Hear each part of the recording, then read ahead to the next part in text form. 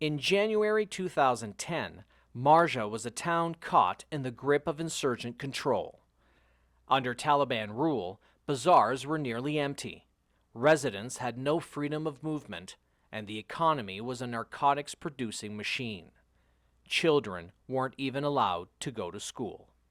Marjah is extraordinarily important because a year ago it was the Taliban capital of Helmand province. It was a completely controlled Taliban area in which they controlled the life of the people who live there, and an area which they swore they would be for eternity.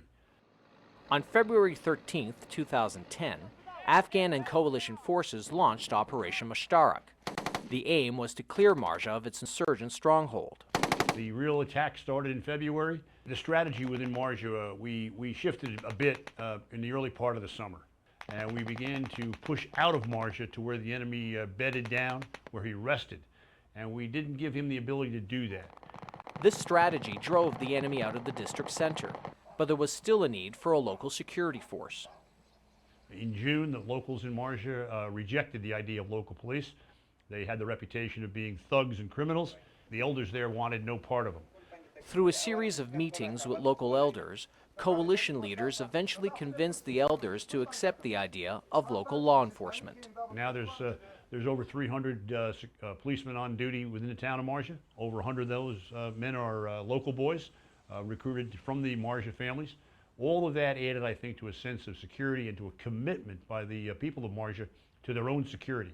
With a newfound sense of security and freedom of movement, the people of Marjah began to send their children to school, despite the threats from the Taliban. It's phenomenal growth in Marjah, which it's just not even the same district that I walked in, 9 months ago. And it was great to see. I mean, the little girls and their faces and their smiles, and not running around in the bazaars, not in the fields, but in schools. The success of Marjah is an example for other communities to emulate in Helmand province. We can now take the village elders, point down the river and say, take a look at the solid accomplishments of the government of Afghanistan. Take a look at Marjah. A year ago, it was the dregs of the earth. Now it's a fairly nice place to live. Reporting from Camp Leatherneck, Afghanistan, I'm Staff Sergeant Phillip Grondin.